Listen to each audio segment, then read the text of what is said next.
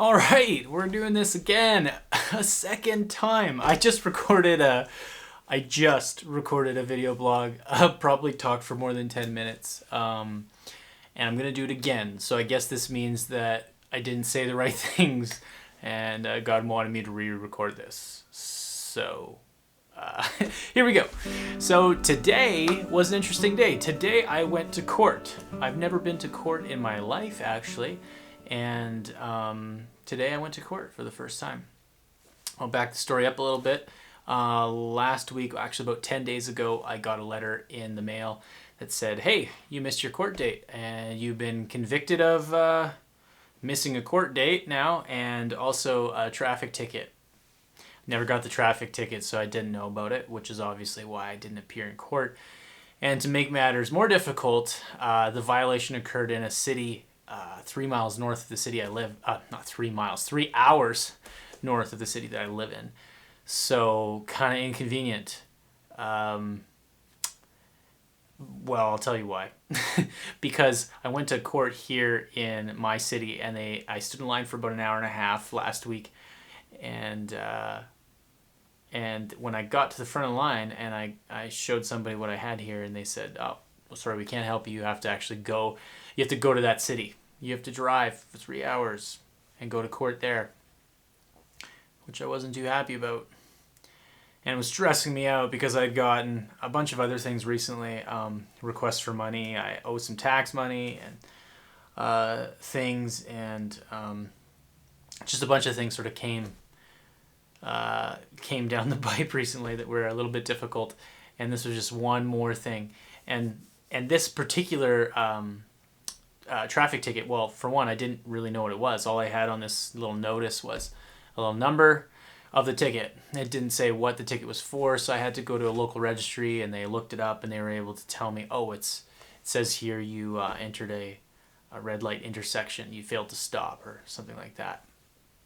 So I kind of went into my memory bank and remembered that the date that it said that happened, that was in December, and I was visiting a friend in Edmonton, and the streets were really icy, and I'd just gotten this new car, and I was not super comfortable with it. The light had changed, amber and then red, and I started to brake and I started to slide, and I slid into the intersection a little bit and then backed out. And I guess the traffic camera got me. And anyway, so this was a somewhat serious violation to not show up in court. But of course, thankfully, there was 15 days I had to appeal to say, hey, I have an excuse for not being in court.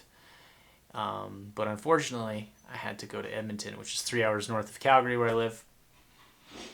And I had one friend there that I asked if she could, I guess somebody can sometimes appear on your behalf, and it didn't work out for her. So I ended up driving to Edmonton today. I ended up driving 3 hours to appear in court. But I remember God speaking to me as soon as I started to get really anxious about this, and he said, you know what? I'm good, right? And I was like, yeah, you're good, God. So I'm going to take care of you. I'm being good to you. Even though something difficult is happening, I'm still being good to you. And I was like, okay, I'm going to trust you, God. So I got up at 5 a.m. this morning, which is really early for me. I'm self-employed, so sometimes I get up at 10 a.m. So 5 a.m. was really early, and so I got up at 5 a.m., got in my car, and drove. And on the way there, I had actually downloaded some sermons by a guy named Chris Valentone. Him and his wife Kathy are the pastors of I believe it's Bethel Church in the States. And anyway, excellent, amazing guy, amazing. Sermons. I've listened to a few of his sermons. They're incredible. Anyway, I'll link his sermon in the description if you want to check it out. It was on, I think it was called something like Friendship with God. It's just incredible. And so on my drive there, I was like, okay, I'm going to just commit this time to Jesus. I'm just going to commit this time to talking with God and meditating on whatever he was teaching me and asking him questions and whatever. And you know what? It was some of the most intimate time I've had with the Lord in a while. And I just felt so great when I got to Edmonton. I just felt so great. I just spent all this awesome time with God. And so I got there and went and stood in line. There's sort of like a process, you know. So I went and presented my situation, and then they actually sent me upstairs to a courtroom. And I didn't know that I was actually going to go to court today. I thought I was actually just going to submit this thing. It's called a set-aside conviction, basically with my excuse. And then they told me they were going to reschedule a court date, but they actually put me directly in front of a judge while I went into court. And I sat there and I watched some other people go before me, and I never seen this before. And it was pretty incredible. And I felt like, you know, God was showing me some stuff, because the Bible actually has some legal language in it. And, you know, it talks about, you know, the punishment for our crimes, right? And ultimately, the good news in the Bible is that God came to us, that he came to us in the form of Jesus. And, sorry, not in the form. God is three persons, one God, three persons. But Jesus came to us in the form of a man. But Jesus from everlasting, he always was. But he entered the world as a little baby, grew up to be a man, and ultimately he was preaching the kingdom of heaven here on earth. But he came for a very specific purpose, and that was to be a perfect sacrifice.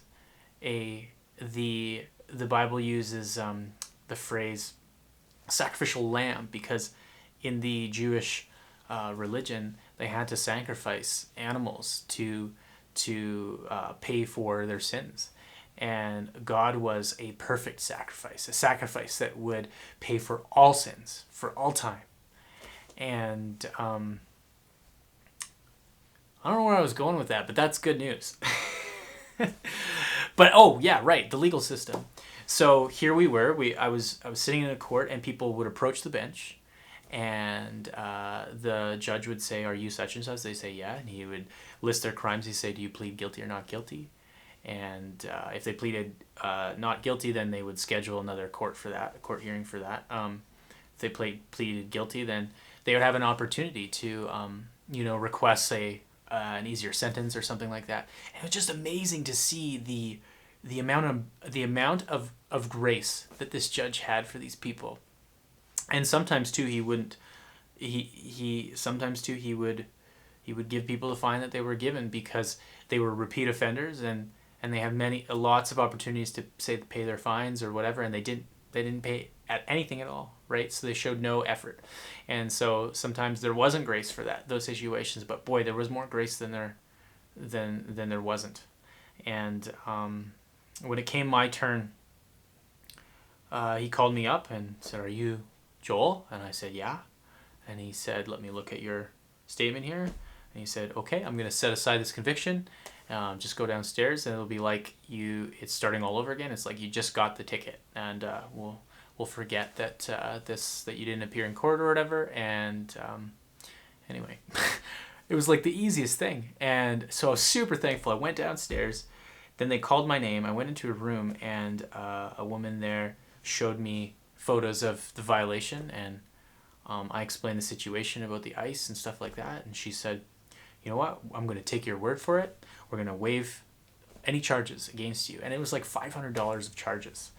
They didn't have to schedule another court date, which I was told they were going to have to do. And I was totally prepared for that. Oh, I should say that on the way there, I specifically prayed to God. And I said, "You know, God, you can do anything. And I know they told me they're going to schedule another court date. But could you make it all happen today? Could you take care of it all today? Could you reduce my fine, or maybe make them forgive it?" And that's exactly what he did. Like, all the best things that I requested, he did those things. And it was just incredible. And I had an opportunity to deliver 2 messages of encouragement to 2 people. I was there in Edmonton. And then on the drive back home, it was awesome as well, listening to some more sermons and some great music, and just having the most amazing conversations with the Holy Spirit, and praying for people. He was bringing people to my attention that I hadn't thought about in years, months. And it was just amazing. It was just amazing. I wouldn't trade today for anything. I'm so glad I got that ticket, because I feel like, that ticket, that was like a ticket to a date with my God today. And it was really awesome. I just want to encourage you guys that God is with you. He promises that he'll never leave us nor forsake us. He doesn't promise that we won't experience difficult things, but he does promise that he'll be with us in those difficult times. And I think, it's when we need God most that we draw closer to him. And he says, if you draw near to me, I'll draw near to you. And I definitely experienced that today. So I just want to encourage you guys to draw near to God. Know that he is being good to you no matter what situation you're experiencing right now. And that every day God wants to show you that he loves you more. Every day God wants to show you that he is better than you thought he was the day before. So I hope you're encouraged. Bless you guys. Have an incredible week.